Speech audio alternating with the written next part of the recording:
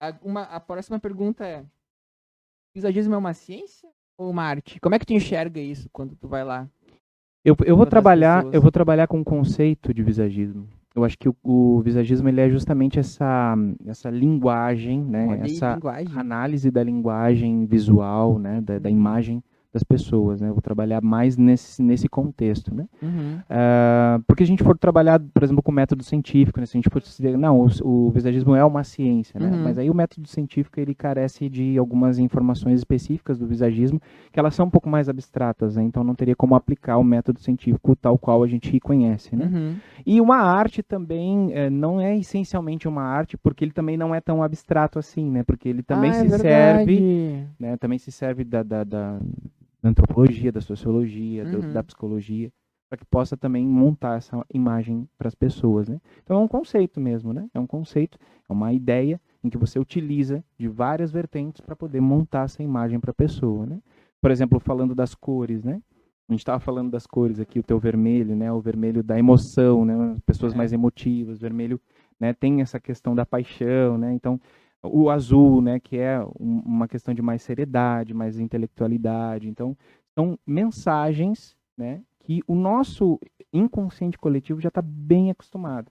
Então, a gente utiliza essas mensagens cognitivas que a gente recebe dessas formas, texturas e cores para poder montar um look para a pessoa que seja apropriado com aquilo que ela realmente é, né?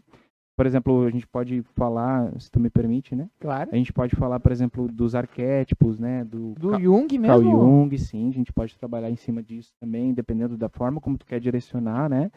Queres, de repente, dar um pouco mais de credibilidade, você vai trabalhar um pouco mais de mistério, aí você vai utilizar alguns arquétipos específicos dentro dessa linha, e justamente o visagismo ele vai te servir de informações e ferramentas para poder trabalhar esses arquétipos.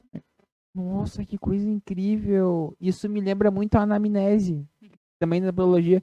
Quando tu vai atender uma pessoa, então tu chega assim e tu tenta conhecer ela mais a fundo. Então, Isso. para descobrir qual o É um trabalho mais arquétipo. personalizado, então. Tu Isso. não vai chegar e fazer. Tu Não. vai fazer Olha toda aí. uma análise da pessoa, desde até o que ela trabalha, a Principalmente. forma como ela se veste. Sim. Bacana isso, Porque, cara. na verdade, assim, ó, por que é importante isso, né? Por que essa informação para a pessoa é importante? Porque às vezes a gente está se expressando de uma maneira que não é a mensagem que a gente gostaria de passar.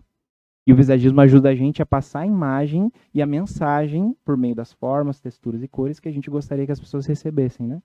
É um corte de cabelo, uma cor, uma linha no cabelo, né? É uma forma de expressão. E isso vai impactar na pessoa, a pessoa vai receber isso de alguma maneira. Será que é essa a imagem que a gente gostaria de passar? Por exemplo, digamos que a gente tenha uma menina que trabalha num ambiente corporativo, né? Tá. Ela tem um cargo de chefia, ela é uma mulher. Vamos imaginar aqui, né? Ela é uma mulher, ela tem cargo de chefia e ela Uhum. precisa passar uma credibilidade, ela precisa passar uma seriedade no trabalho dela. A parte de qualquer questão de preconceito, né, de coisas, de questões que nós vivemos na nossa sociedade, Sim, nós sim. precisamos lembrar que existem imagens, formas, cores e texturas que evocam sentimentos automáticos. O Aham. nosso olho, E ele inconsciente. recebe, exato, ele percebe isso, essa imagem vai direto lá para o tálamo, que é uma parte do cérebro que é Nossa. bem rudimentar, vamos dizer assim, e ele faz uma análise rápida e imediata dessas formas.